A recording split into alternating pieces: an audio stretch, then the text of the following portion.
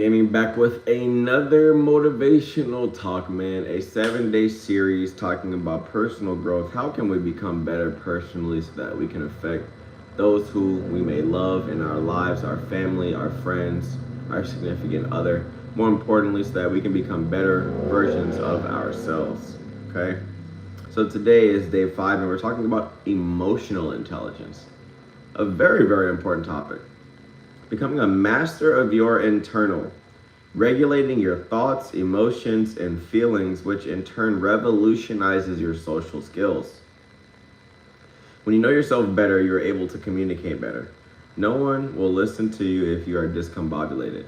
When is the last time that you listened to somebody that didn't know what they were talking about? That had no organization, that had no prior experience, right? When is the last time that you were led by somebody that had no idea what they wanted to say? And you can tell. You can tell when somebody doesn't know exactly what they want to say, when they're not organized, when they're afraid to speak in front of people. Like, you can tell all these different things, right? So when is the last time that you listened to somebody like that? You haven't, because you typically don't. You listen to somebody that is well-versed, organized, confident, knows what they're talking about, has been through the experiences, and can provide you with a roadmap or information that's going to change your life. Okay? Leadership is derived from knowledge based on previous experience combined with organization. Literally exactly what I just talked about. So if you want to be a leader, what you need to do is you need to gain knowledge. You need to gain understanding. You need to gain experience, and then be able to communicate it in an organized way so that people can understand. Your relationships become instantly better the more that your emotions are under control. And let me tell you why. It helps you set boundaries. It helps you respond correctly. And it helps your communication. So your communication deliverance is received in a peaceful way. If you are a parent right now, the best thing that you can do for your kids is not yell and scream at them. Talk firmly if they do something wrong. Instruct them firmly, but don't yell and scream. If you're able to get your point across without yelling and screaming and communicate in a peaceful, organized way, they're going to respond to you much better than you throwing a fit because they didn't do what you told them to do, or because they messed up, because they made a spill, because they were loud, or whatever the case may be. If you're a parent, and it doesn't even, if they're young, old, middle-aged, it don't matter. If your kids are going to be more receptive to you, it's because you are speaking in a better way to them. You're communicating in a better way, in a more peaceful, understanding, and organized way. That's the only way that you're going to get across to somebody. And that, it doesn't even have to be your children, but specifically I wanted to use that example because a lot of parents, they think that yelling and screaming, the smart remarks, the sly comments, all this different stuff, that it helps, and it really does. And it just irritates the situation even more. Okay? So let's talk about responding versus reacting. Responding is a respectfully and gracefully telling the truth or an idea to somebody. Okay? Responding is respectfully and gracefully telling a truth or an idea to somebody.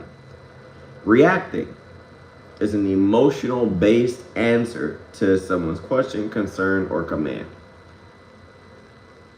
We already know this, man. We already know this. You gotta stop reacting to every single thing that somebody tells you. You have to stop reacting. You have to start responding.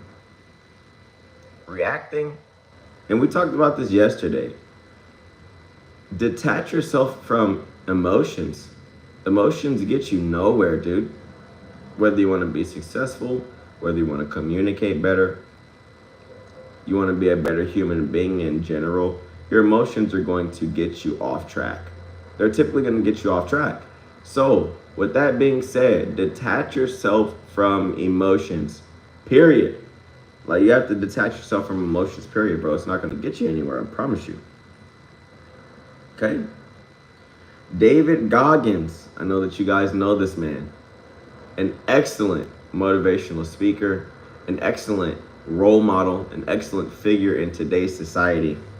David Goggins famously said that the most important conversation you have is the one that you have with yourself. You are the person that has to live inside of your head 24/7, bro. So whatever you're telling yourself about yourself is who you are and who you will become. That's very, very powerful. If you want to change your life, not only do you need to change your habits like we were talking about yesterday, but your internal dialogue that you have with yourself. Who do you believe yourself to be? And what are you telling yourself about yourself? If it's not positive stuff, if you are letting negativity and negative emotions fill your head all day, you're going to be very frustrated, and more importantly, you're going to become what you're telling yourself about yourself. You're going to become that negative person. You're going to become that whatever you're telling yourself, that's who you're going to become. That's who you are right now. So your internal dialogue is very, very, very, very important. All right. Quote of the stream. Never react emotionally to criticism. Analyze yourself and to determine whether it is justified. If so, correct yourself. Okay? So a lot of people, they can't take constructive criticism because they always want to be right and they want to be justified within their own ways. But a lot of the times we can be better. A lot of the times we can simply be better. We can do things better. And a lot of the times we don't see it. Somebody else sees it. That's the crazy part about it. Yo, it's simply with the $10 donation. Really appreciate it. Sometimes, bro, you need somebody else to tell you about yourself. Let's be real. Let's be real, bro. When somebody else tells you about yourself, it hits a little bit different. That pride comes in, and you really have to have your emotions in check because it's like, dang, bro. Like, they're right, and they called me out, and they see it. So if they see it, then that means that everybody else sees it too, and they've been seeing it, right? And it's a tough pill to swallow. But the best people in the world, at whatever they do, they can take constructive criticism. They can analyze it, see if it's true. If it is true, they change it and they move on. If it's not true, they don't change anything and they move on. It's just that simple, okay? So very powerful quote there. One of the best times to use emotional intelligence is with your spouse or significant other. And the reason I say that is because, and especially talking to the men right now, no woman wants a guy that's extremely emotional. Don't have your emotions in check, and you always getting upset about something, always whining and crying. Don't no woman want to be with you, bro. Don't no woman want to be with you, man. Don't you understand that? You know, the people around you need to have your emotions in check, so that when their emotions aren't in check, you can help them get back on track. If they're emotional and they're out of sorts with their mind and with their behavior, and then you do the exact same thing, it's gonna make the situation, it's like pouring hot grease on the fire, bro. Hot grease on the wound. Instead of treating the wound with ISO, with some ice, with some care, you know what I'm saying? With some shea butter, with some, what is that stuff called? What is that stuff called that you put on the scab or a wound? You know what I'm talking about. Instead of treating the wound, you pour hot grease on it. You pour hot fire on the wound. That's not how you want to do it, man. Sometimes your woman is trying to speak to you indirectly. Blood Dragoon, what's good, my brother? Good to see you, man. Sometimes your woman is trying to speak to you indirectly, and it's your job to detect it and comfort her instead of overreacting to make the situation worse. Sometimes your woman doesn't know how to say what she's trying to get across. Sometimes she does, but she doesn't want to say it, so she says something else. And if you are emotionally in check, emotionally intelligent, you can detect it and you can say, you know what? I know where this is coming from. I know where this is coming from.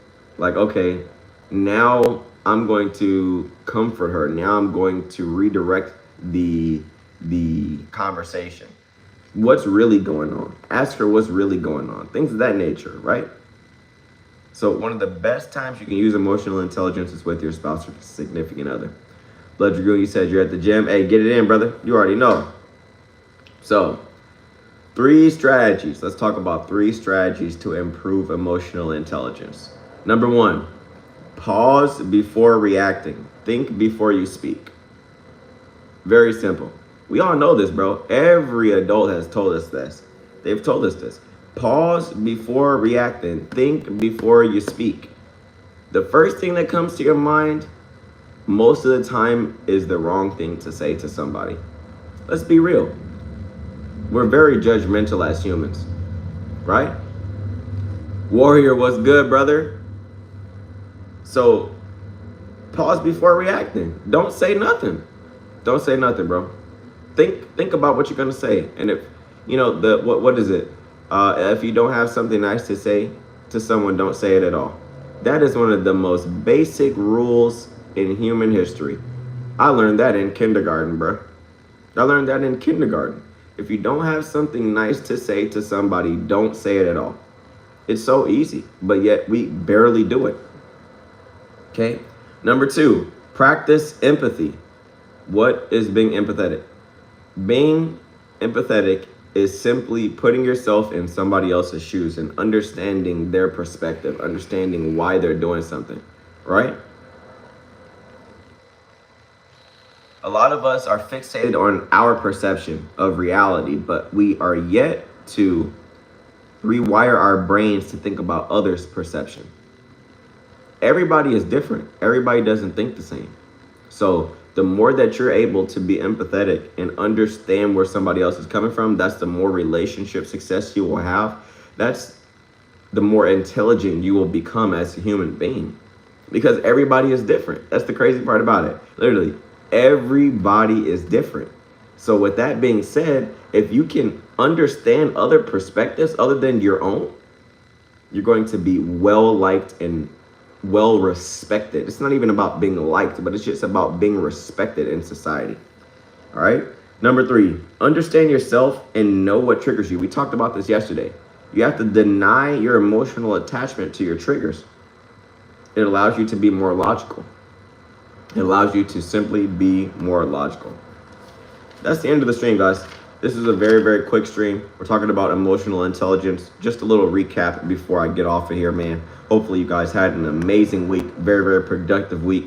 I just got done resting because boy, it was a busy work day for me. And yesterday I went into the gym, bro. I went crazy in the gym, man. So I needed some rest, dude. But I'm here again with another stream for y'all boys. So look, check it out. We're talking about emotional intelligence, day 5 of personal growth. Becoming a master of your internal, regulating your thoughts, emotions, and feelings, which revolutionizes your social skills. It revolutionizes your leadership, and it revolutionizes your relationships. Make sure that you respond, which is respectfully and gracefully telling a truth or an idea to someone instead of reacting, which is an emotional-based answer. Okay? David Goggins said the most important conversation that you have is the one that you have with yourself. So tell yourself good things about yourself so that you can feel good about yourself. Right? It's that simple. Okay? One of the best times to use emotional intelligence is with your spouse or significant other, especially as a man, so that you can take care of your woman.